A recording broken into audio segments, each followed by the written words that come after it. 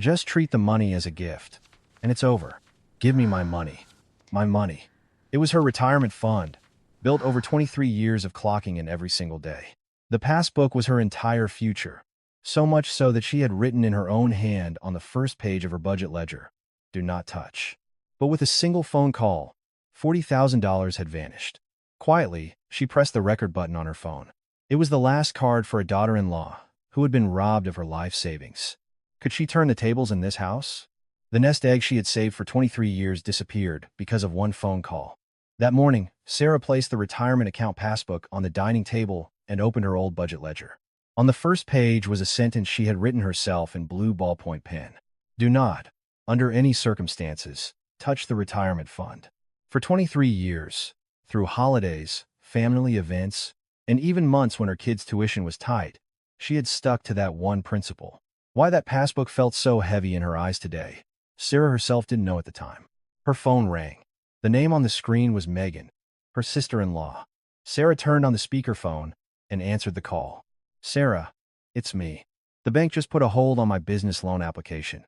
The pen she was holding fell to the floor. Sarah didn't bother to pick it up. "What do you mean, a hold? Why would they stop the review?" "They said it's because of a delinquency on my main business credit card. If they can't confirm the full delinquent amount has been paid, the entire application will be canceled." "I got a text about it today, Sarah." Sarah turned on her laptop and slowly typed into the search bar, "Credit card delinquency loan application halt." The screen filled with related articles and official notices. The more she read, the clearer the situation became, and the clearer it became, the more a part of her heart sank. "How much is the delinquency?" Megan paused. The short silence felt strangely long. $40,000. Sarah opened her banking app. A number was clearly displayed in the middle of the screen. $40,000. The balance of her retirement account and the delinquent amount on her sister-in-law's credit card were exactly the same. It was too perfect a match to be a coincidence. Sarah placed her hand on the cover of the passbook. "Why didn't you say anything until it piled up this much?" "A client's payment has been 3 months late, and I was juggling things to stay afloat. I didn't think it would get this bad." She had to have known. A text message would have been sent for even a single day of delinquency. Sarah opened her phone's call recording app and confirmed the red indicator at the bottom of the screen. Recording. She had to make sure that much was clear. Just then, the front door opened.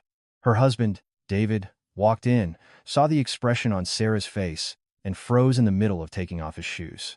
Sarah silently held up her phone screen. David frowned and walked over. "It's Megan's credit card. The delinquency.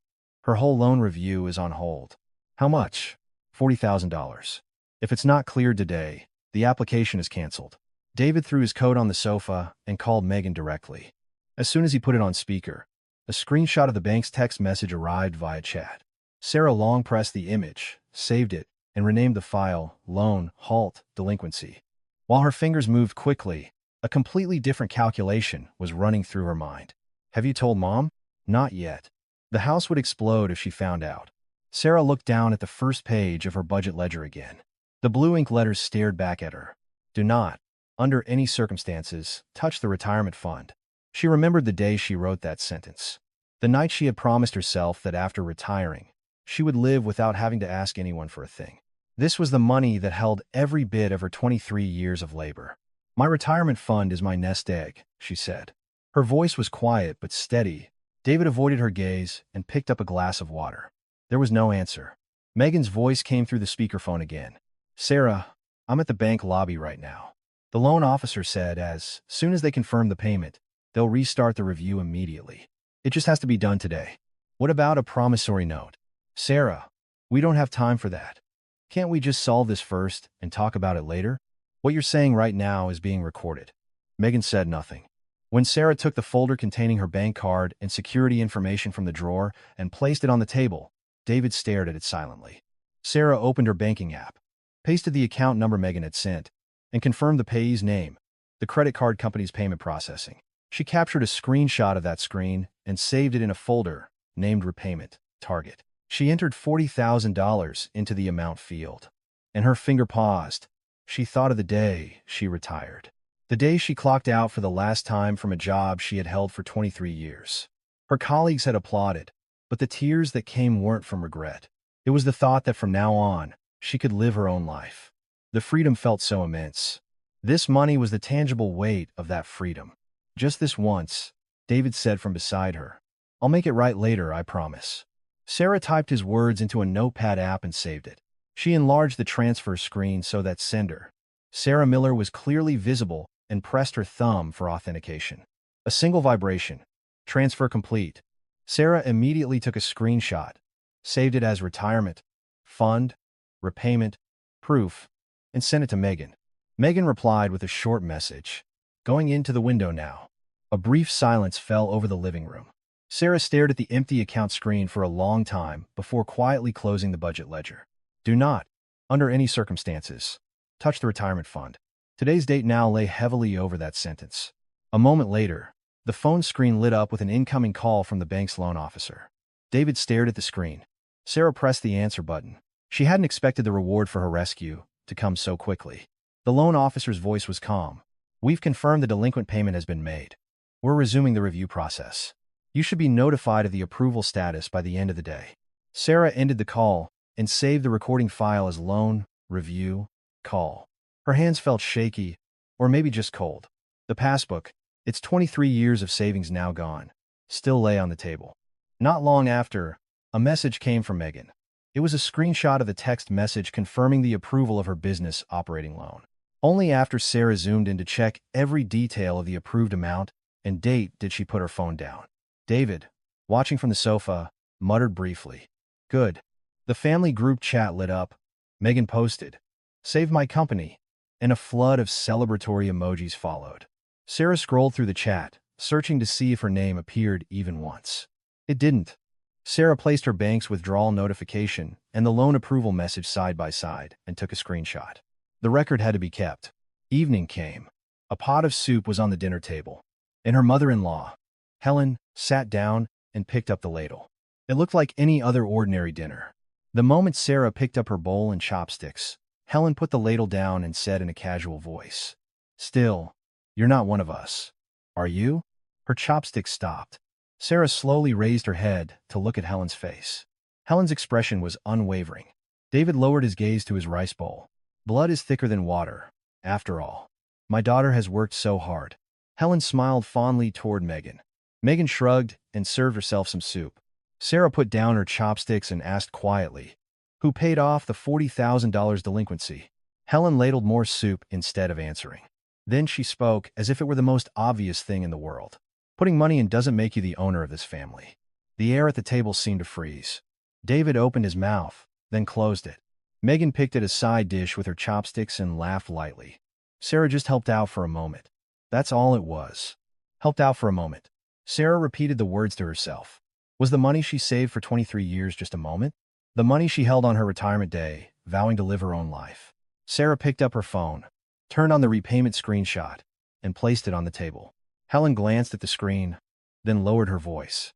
Don't go around talking about things like that outside. The investors might get the wrong idea. Megan chimed in. Sarah took a pen from a drawer. Then let's write up a promissory note. A promissory note between family?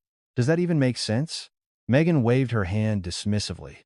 Helen put down her utensils and raised her voice. Have you ever seen a daughter-in-law try to show off with money? It's not showing off. It's documenting evidence, Sarah said calmly, checking the recording timer on her phone. Megan crossed her arms and emphasized, "The loan is in my company's name." Do you have some kind of equity in the company, Sarah? The record of the delinquency payment is all there, too. Sarah opened the screenshot of the credit card company's text message. Helen stood up, her voice rising. If my daughter's company fails, are you going to take responsibility? Who was the one who stopped it from failing? David looked between the two of them and said in a low voice, "Let's just stop." No one stopped. Megan picked up her phone, went into her room, and slammed the door. A moment later, a notification popped up from the group chat. Sarah opened it. Made it through the crisis with my parents' help. Thank you, everyone. Sarah's name was nowhere to be found. Relatives started leaving comments. That's our girl, so filial. Good to have parents to rely on. They poured in one after another. Sarah scrolled to the end of the comment thread, screenshotting everything. Watching her, Helen said, "Don't make a big deal out of nothing." "I have to keep the records," Sarah said. organizing the screenshot files into a folder. David, beside her, said, "I'll try to sort it out later," but he didn't say when or how. Sarah looked at him once, then stood up. "Later is now." Helen turned her back and said, "I told you not to stir up trouble in this house." Sarah went into her room and opened her banking app. She slowly scrolled down the list of automatic payments. Her in-laws' insurance premiums, utility bills, phone bills, the items lined up. Sarah placed her finger on the auto-pay entry for her in-laws' insurance and held it down. The screen responded. Lies start small, but if no one corrects them, they become the truth.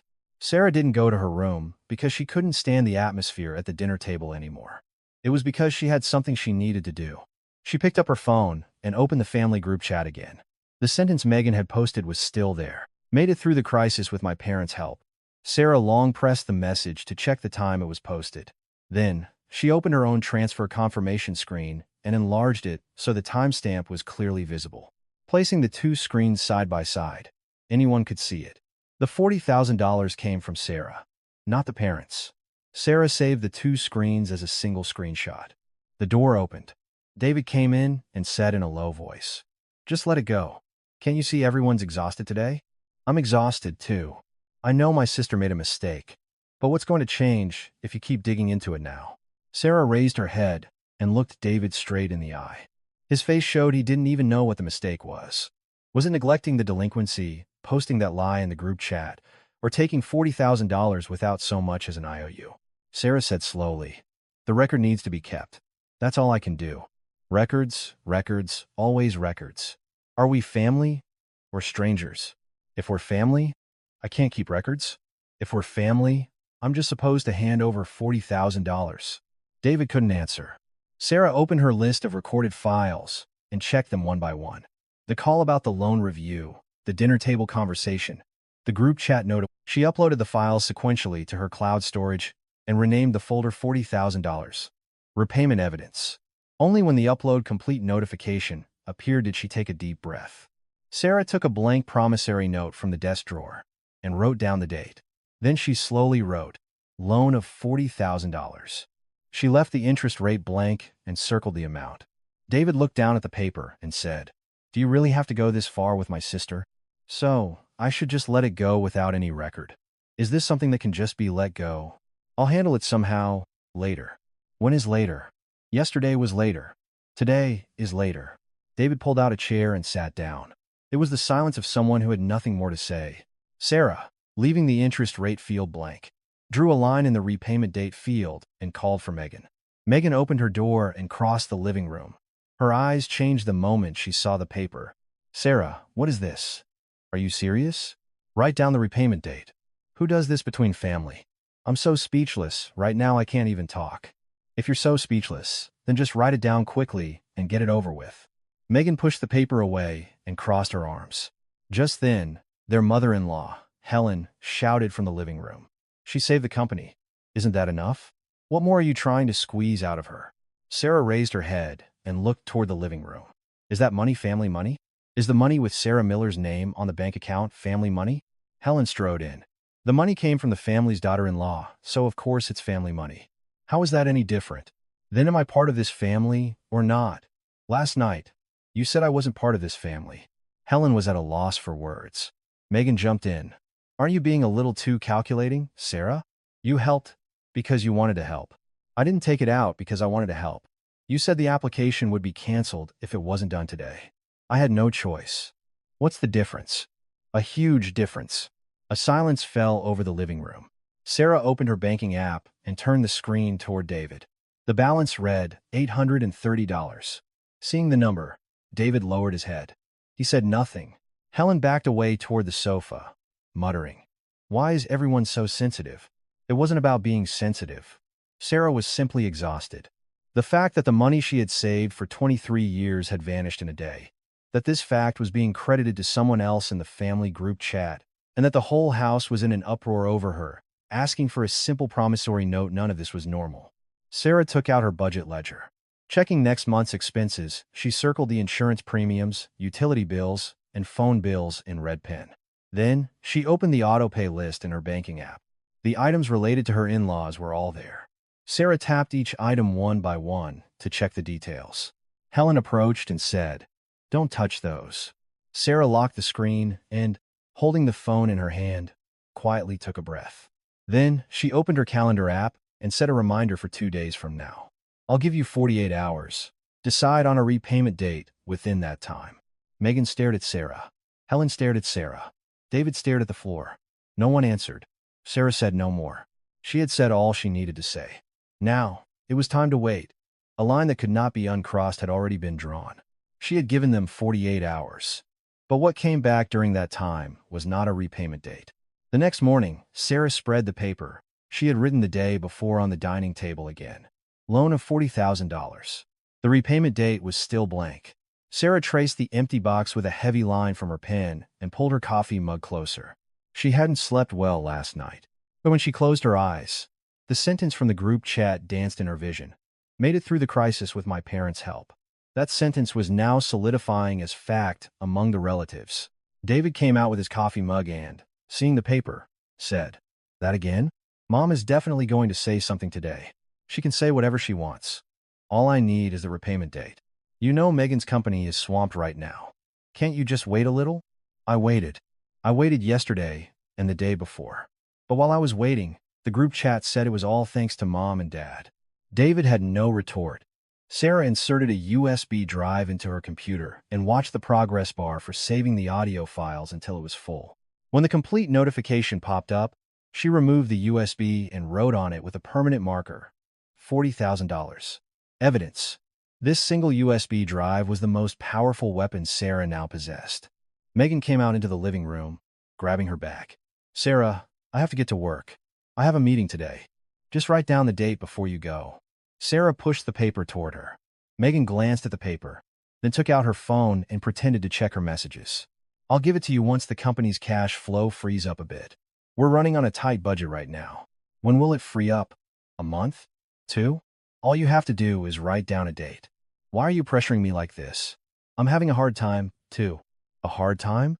Your voice sounded just fine when you called me asking to pay off your delinquency." Megan adjusted her bag strap and glanced at her mother, Helen. The timing of Helen's emergence from the kitchen was so perfect that Sarah already knew. It wasn't the first time the mother and daughter had coordinated their efforts. If the daughter-in-law helps the company get back on its feet, it should end there, Helen said, tapping the table with her finger. Sarah looked at Helen. "Mother, the records show exactly who got them back on their feet. It's in my bank statements, in the bank's text messages, and on my phone. Are you planning to shake up this family with your so-called records?" "I'm not shaking things up. I'm setting them straight." Sarah picked up her phone and opened the group chat screen. She pointed her finger at the sentence. "Made it through the crisis with my parents' help."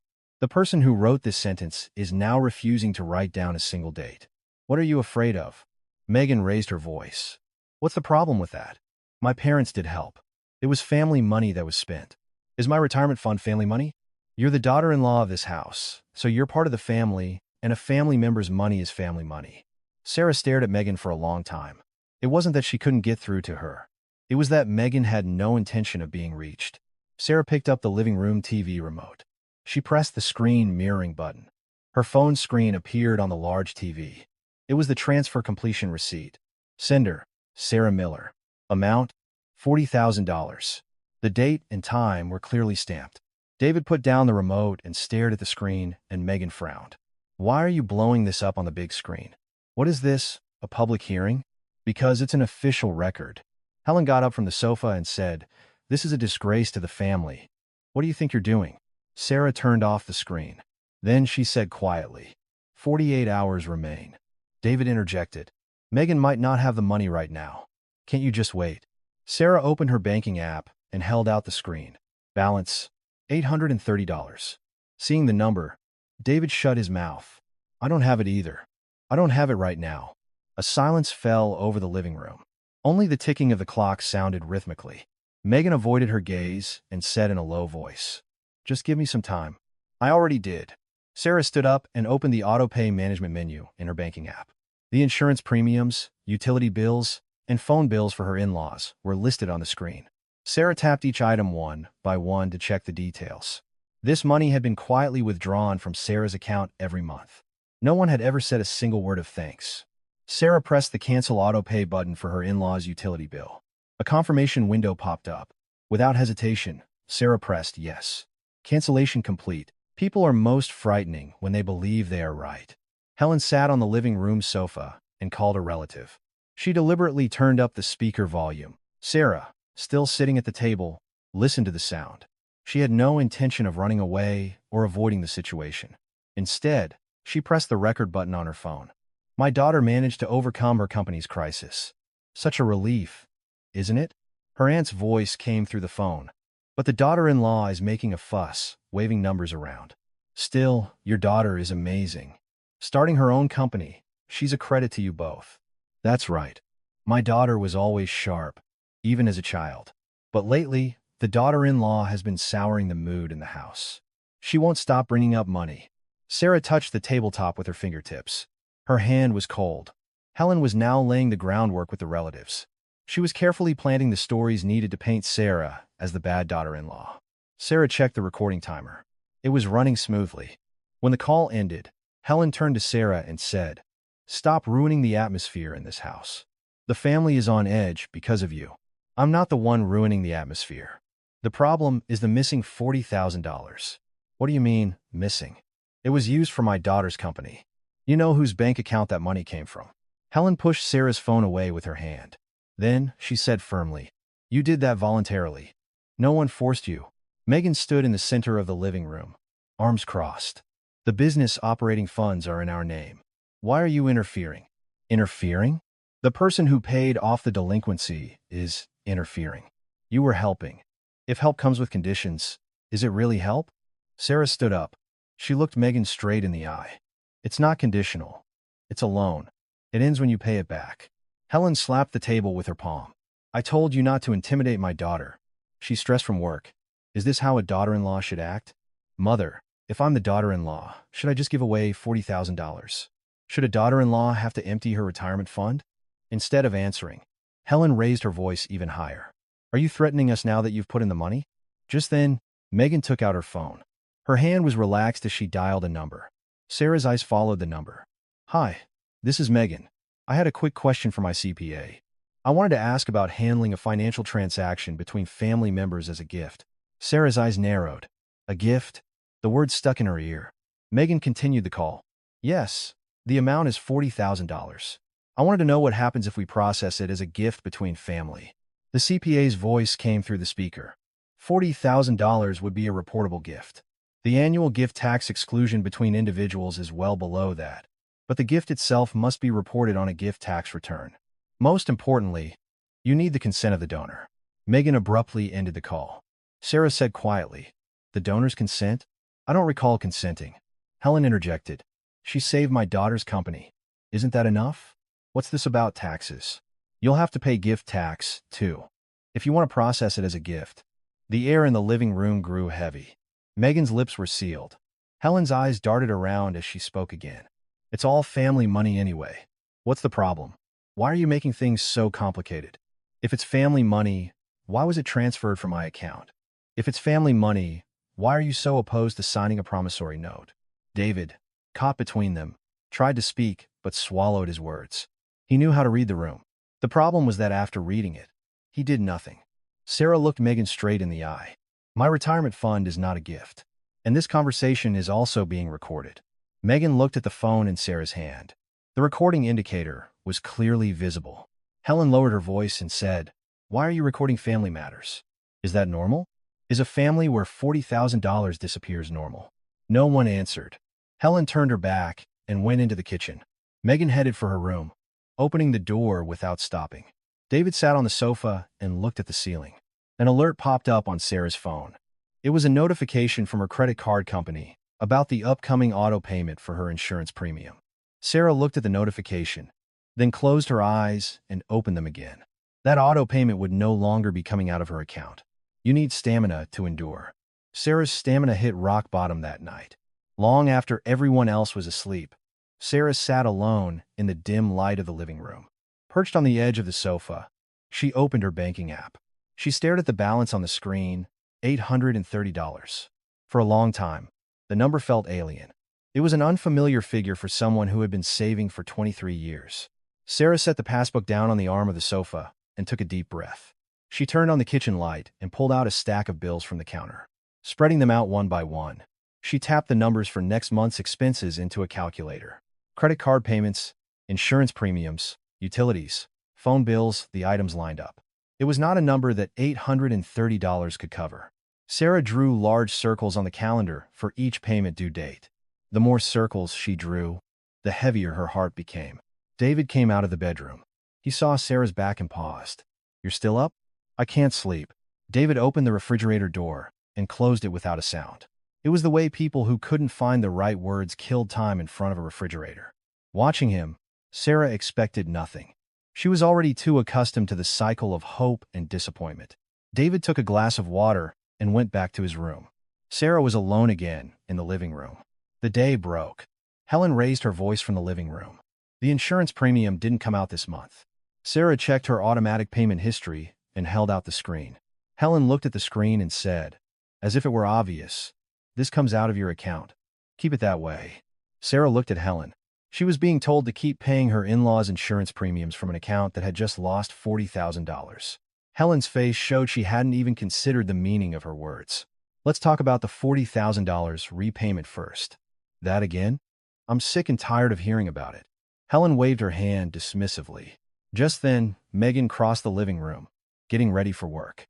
As she put on her high heels, she said curtly, "I'm busy at the office. Settle the matter of the money that saved your office before you go." "Sarah, why are you only doing this to me? I'm struggling, too." Megan grabbed her bag and headed for the door. Sarah didn't try to stop her anymore. She knew now what kind of excuses she would get if she did. The sound of the front door closing echoed through the living room. Sarah went into her room and shut the door. She sat at her desk and turned on the computer. She plugged in the USB and played the audio files one by one. The voices from the calls filled the room. The bank employee's voice saying, "The delinquent payment is confirmed." Helen's voice saying, "You did that voluntarily." Megan's voice saying, "Just treat it as a gift, and it's over." Sarah emailed the files to herself. She confirmed they were sent in her outbox. She scanned a copy of her retirement passbook, saved it as a PDF, and named the file Retirement Fund Original. These tasks were all she could do right now. David knocked and came in. "Mom's angry. You should go calm her down." Sarah didn't take her eyes off the screen as she said, "I've lost a lot, too." David couldn't say anything. Even though he must have seen the tears welling in Sarah's eyes, he didn't come closer. He just closed the door and left. Sarah quietly wiped her eyes with the back of her hand. She had tried not to cry, but her body knew first. It wasn't that she felt wronged. She was just tired. Tired of the money she saved for 23 years disappearing, of the truth being distorted, and of the whole family erupting over her request for a single promissory note. Around noon, Helen's voice drifted from the living room. It was on speakerphone. Sarah stopped at the living room doorway. "The daughter-in-law is turning the house upside down. She's making such a racket about money." The relative replied, "Don't fight over money in the family. It's the ugliest thing." Sarah recorded that call on her phone.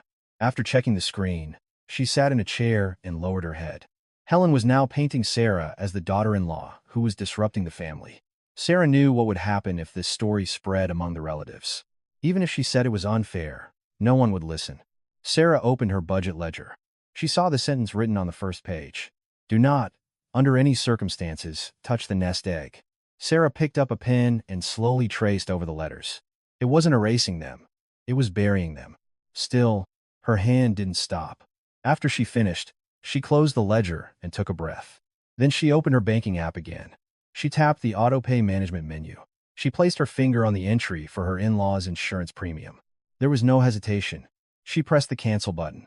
A confirmation window popped up. Sarah pressed confirm. On the screen, 4 words appeared. Cancellation complete. This was the beginning. If you fight with emotion, you lose. Sarah realized this when she opened a single file. The day after canceling the insurance auto payment, Sarah sat at her desk and opened her computer screen. It was a screenshot of Megan's corporate credit card statement. She had initially saved the file out of habit, just to keep evidence without much thought. But as she looked at the screen, her hand froze. One of the transaction dates caught her eye. Sarah pulled up her own transfer confirmation screen and placed it side by side. She compared the dates. The day after the $40,000 repayment was completed, A charge from a luxury brand boutique was posted. The amount was not small. Sarah zoomed in on the transaction time and saved an additional screenshot. The person who claimed she couldn't make payments to her vendors because she had no operating funds had, as her first act after the delinquency was resolved, gone on a luxury shopping spree. Sarah renamed the file and moved it to a folder named Post-Delinquency Spending. Her fingertips weren't cold. Instead, her mind felt sharp and clear. David came into the room. He glanced at the screen and asked, "What did you find now?" Sarah turned the screen to show him. This was charged the day after the delinquency was cleared. "Look at the date." David looked back and forth between the screen and the transfer date. He opened his mouth, then closed it. Maybe she was just trying to relieve some stress from work. She relieved her stress with my retirement money? David couldn't answer. Sarah turned the screen back and said, "This is why the evidence is even more necessary." David left the room. Alone, Sarah opened the list of audio recordings. She sorted them by date and played them one by one. Megan's voice, saying just treat it as a gift, and it's over, came through clearly.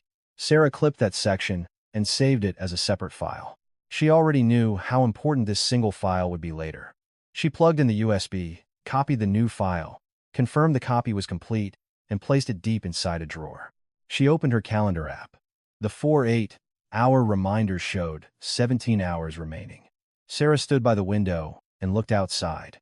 Laundry was hanging in the alley, and a child was walking by with a bicycle. The thought of how the people in those houses lived crossed her mind. How peaceful would it be to live in a house without people who could take someone else's retirement fund and act as if it were their right? Sarah went out to the living room. She picked up an insurance policy envelope from the floor. She confirmed the payment account number and double-checked the auto-pay connection status in her banking app. The cancellation complete notice was displayed for each item. As Sarah slowly scrolled down, checking each one, Helen came out to the living room and said, "I haven't gotten the insurance text message. You'll find out in 2 days." Helen's eyes narrowed. "Is that a threat?" "It's a deadline notification. If you give me a repayment date, I will act according to that deadline as well." Helen sat on the sofa and sighed. She looked like she wanted to lash out, but couldn't find the right words. Sarah continued. Just then, Megan came out with her work bag. "Sarah, what is wrong with you? This atmosphere, every time I come home, is exhausting for me, too." Explain the card statement from after the delinquency was paid. Sarah held up her phone screen. Megan glanced at the screen, then turned her head away. "What does that have to do with anything? It was a business expense." "If it was a business expense, show me the proof. Receipts, transaction records." "Are you an auditor? Are you auditing my company?" "No, I'm a creditor." Megan was speechless. David, watching the two, swallowed hard. Sarah looked Megan straight in the eye. There were no tears in Sarah's eyes now. It wasn't unfairness or anger. It was just a cold, clear gaze.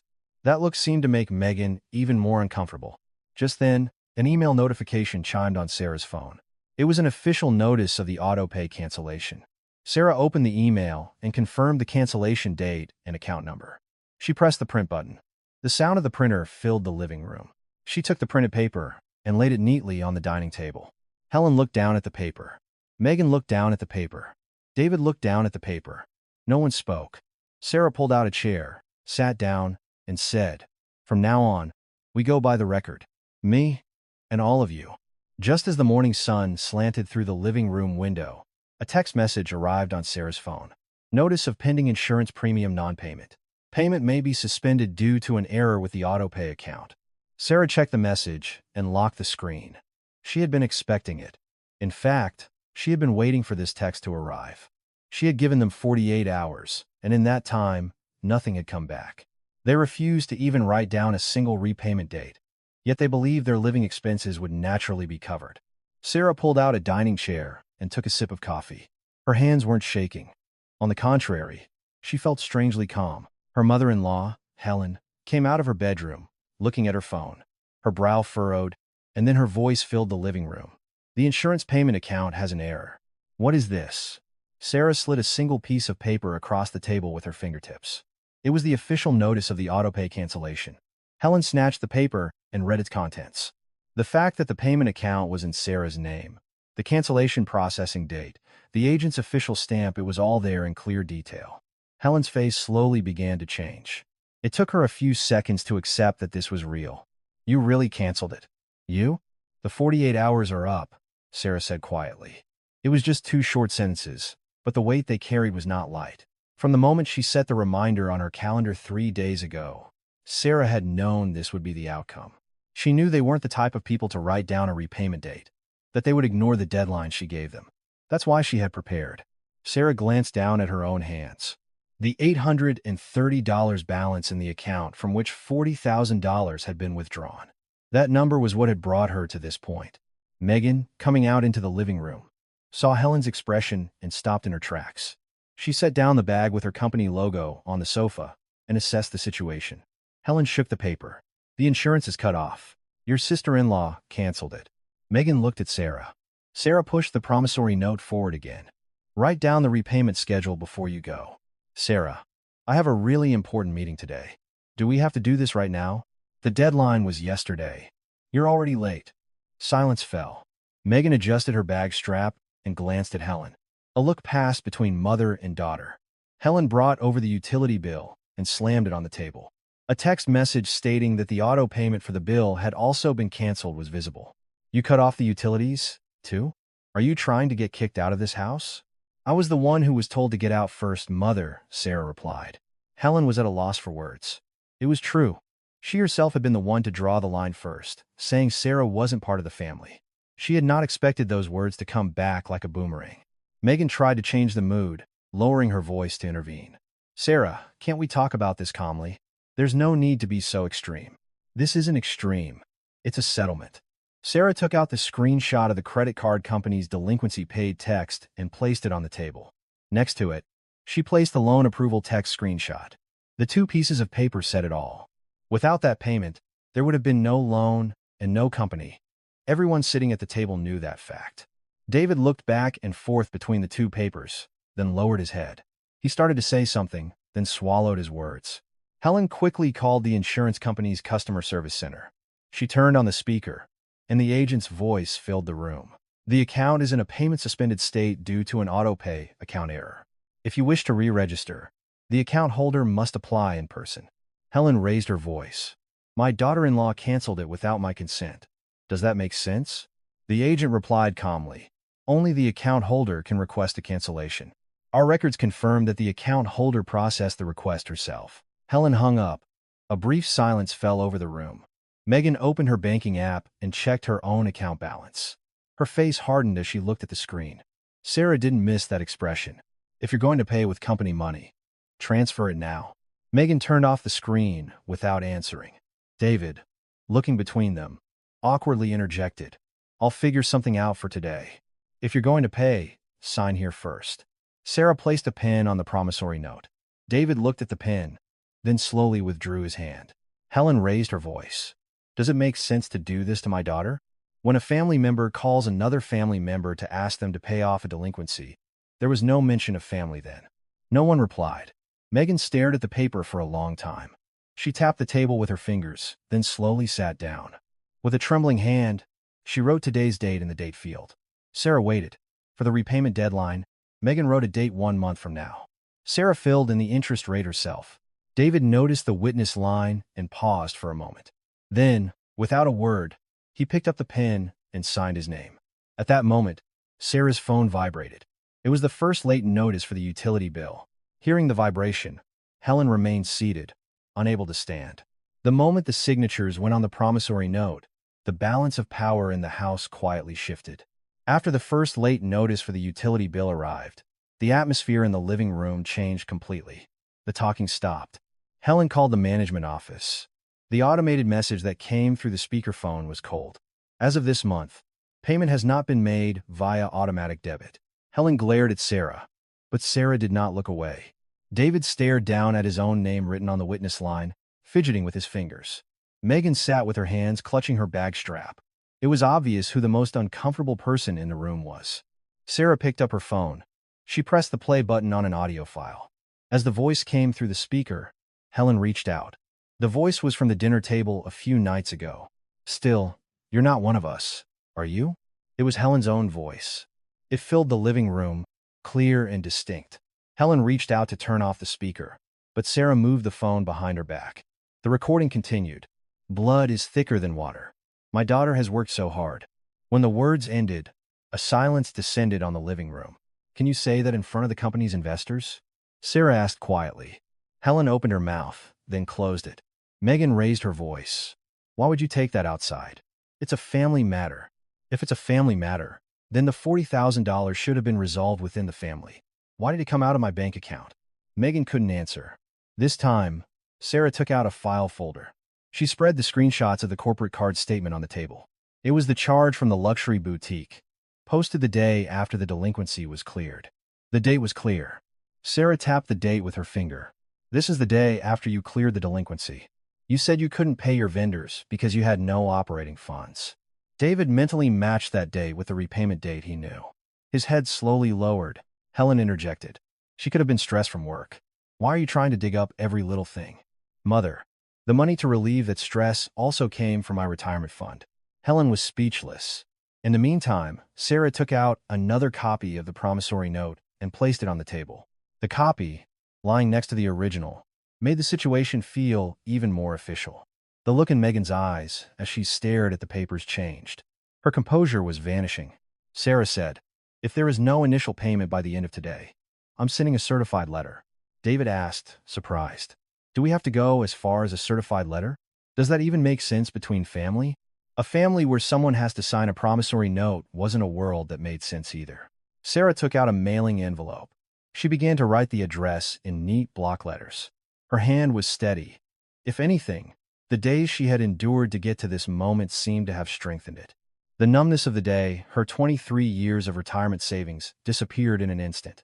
The emptiness of the day, her name was erased from the group chat. The exhaustion of the days, the family was in an uproar over her request for a simple IOU. All of that was now held in this hand. Sarah placed a copy of the promissory note and a demand for payment inside the envelope. Helen raised her voice. Can a daughter-in-law bring such shame upon the family? Is this normal? I'm not the one bringing shame. The person who took $40,000 and pretended not to know is. Helen stood up, then sat back down. In front of a daughter-in-law who had a ready answer for everything she said, Helen, for the first time, looked truly cornered. Megan took out her phone and opened her banking app. After checking her account balance, she tapped the transfer limit. Her finger paused. David glanced at Megan's screen. Sarah was just about to seal the envelope. If you transfer it now, I'll tear up the envelope, Sarah said. She waited, holding the envelope in her hand. Megan gritted her teeth. Sarah could see that her balance was tight. Her expression said it all, but it wasn't as if she had no options. Megan slowly typed numbers into the amount field. UMAN. She pressed the transfer button. Sarah's phone vibrated. It was a deposit notification. Sarah opened the screen and confirmed the sender's name, Megan. Sarah slowly tore the envelope in her hand. She threw the torn pieces into the trash can. The living room was quiet. Helen sat silently in her chair. Megan kept her head down, staring at her screen. David took the promissory note and placed it in a clear plastic sleeve. Sarah took the file from him, put it in a safe box, and locked it. The click of the lock echoed in the living room. That small sound seemed to put everything in the house in order. The remaining $30,000 is due as scheduled, Sarah said. She put the safe key deep inside a drawer and closed it. Helen started to speak, then stopped. Megan stood up with her bag. David placed the file sleeve on a bookshelf. No one said anything more.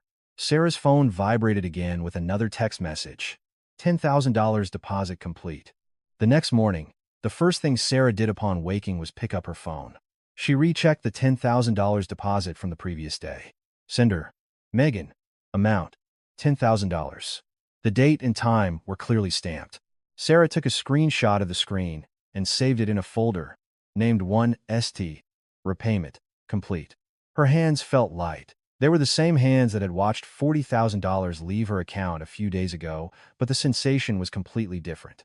That day, her fingertips had been ice cold. This morning, they were just ordinary hands, unremarkable hands.